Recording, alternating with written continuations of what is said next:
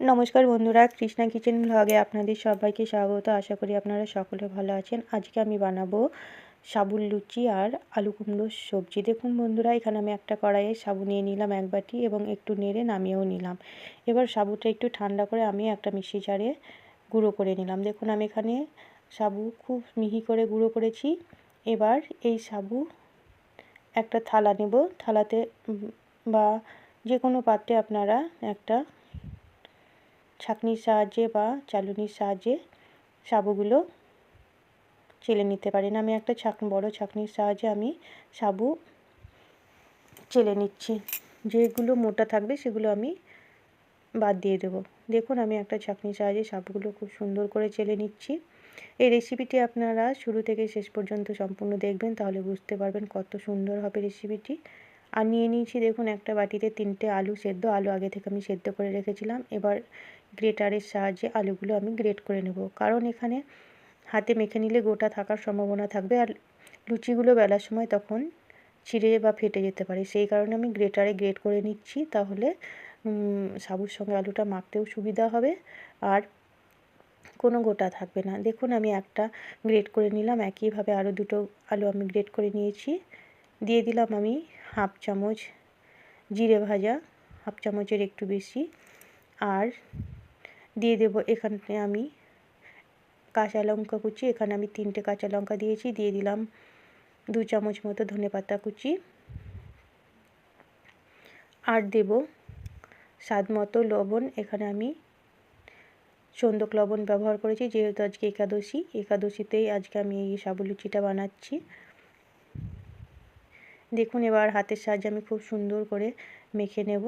প্রথমে আলুর সঙ্গে আমি ভালো করে সব কিছুর সঙ্গে সাবু মেখে নেব। তারপর প্রয়োজন মতো অল্প অল্প জল দিয়ে আমি একটা নরম ডো তৈরি করে নিয়েছি। দেখুন বন্ধুরা, এবার একটা আমি ভিজে কাপড় বা রুমাল দিয়ে আমি ঢেকে রাখবো 10 মিনিট।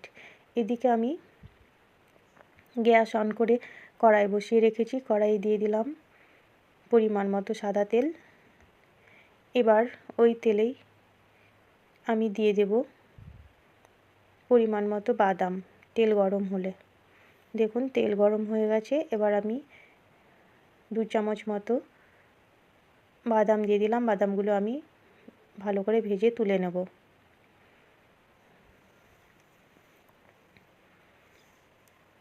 আজ একাদশী, তাই আমি এই সাবুর লুচি রেসিপিটি আপনাদের সঙ্গে শেয়ার করছি বা আমি বানাবো।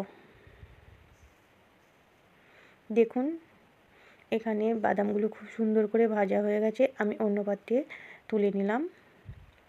এবার ওই তেলের মধ্যে আমি দিয়ে দেব হাফ চামচ গোটা জিরে ফোড়ন আর দেব শুকনো লঙ্কা আধখানা। এখানে আমি কাঁচা লঙ্কা দেব, সেই কারণে আমি বেশি শুকনো লঙ্কা দিলাম না। এবার খুন্তিতে নেড়ে কেটে রাখা আলু আর কুমড়ো দিয়ে দেব। এখানে আমি আলাদা করে কোনো কিছু আগের থেকে আজকে দেখাইনি, যেহেতু ভিডিওটা বড় হয়ে যাবে, দুটো রেসিপি একসঙ্গে বানাচ্ছি সেই কারণেই। দেখুন আমি আলু আর কুমড়ো দিয়ে দিলাম। এবার একটু নাড়াচাড়া করে নেব। এবার দিয়ে দেব স্বাদ মতো সন্দক লবণ। দেখুন আমি স্বাদ মতো সন্দক লবণ দিয়ে দিলাম। আবার আমি ভালো করে নাড়াচাড়া করে নেব।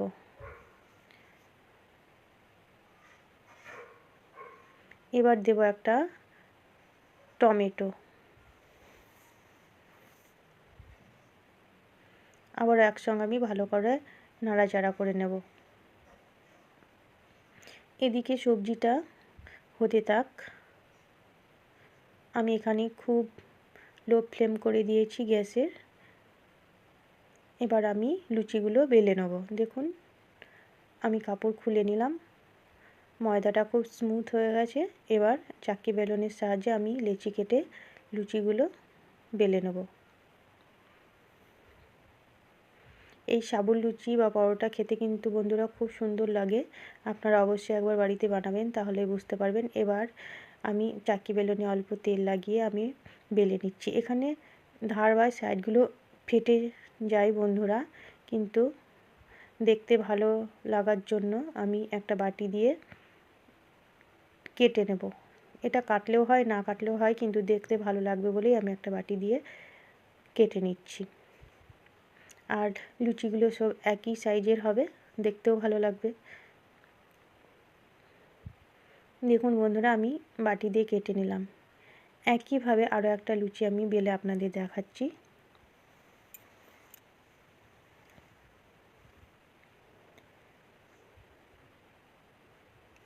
আমার চ্যানেলে নতুন বন্ধু হয়ে থাকলে চ্যানেলটিকে সাবস্ক্রাইব করে পাশে থাকবেন আর পাশে থাকা বেল আইকনটি ক্লিক করবেন। নতুন কোনো ভিডিও আপলোড করার সঙ্গে সঙ্গে নোটিফিকেশন পৌঁছে যাবে সবার আগে আপনাদের কাছে।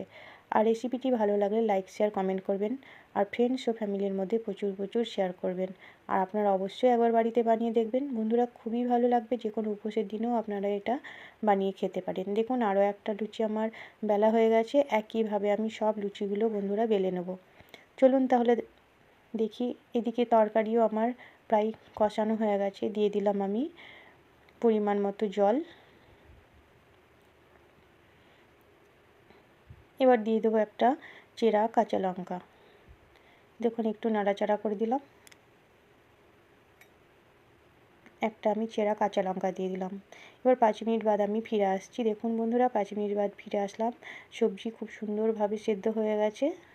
আমি দিয়ে দিলাম হাফ চামচ জিরে ভাজা। যে জিরে ভাজা আমি সাবুর ময়দাতে আমি দিয়েছিলাম।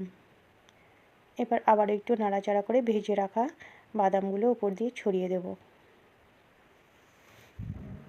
দেখুন এখানে আজকে একাদশী বন্ধুরা, তাই আমি কোনো হলুদ ব্যবহার করিনি।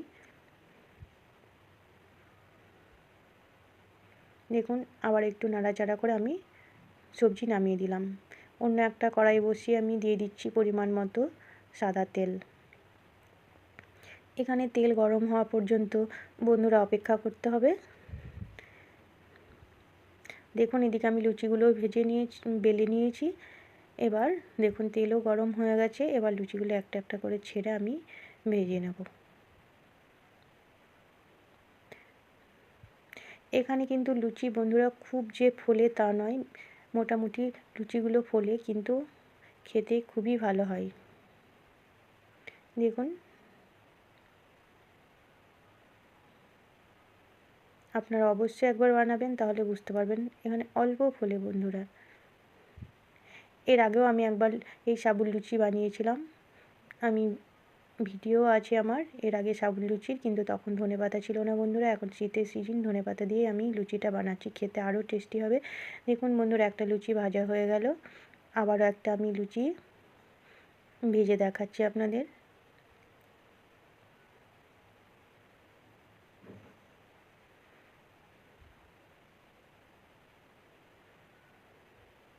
আপনারা যে কোনো উপবাসের দিন এই রেসিপিটি আপনারা বানিয়ে খেতে পারেন।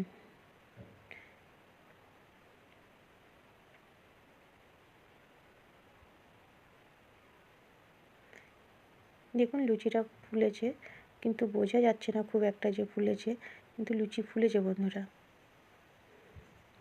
আর দেখতেও কত সুন্দর লাগছে। দেখুন এই লুচিটাও খুব সুন্দর ফুলেছে।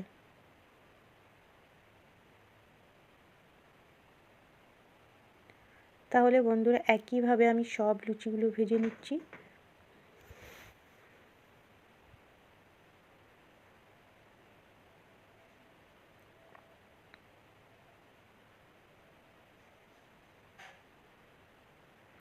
এই লুচিটাও বন্ধুরা দেখুন কত সুন্দর ফুলেছে।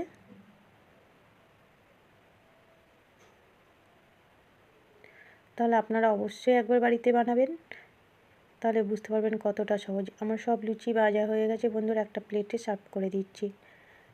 দেখুন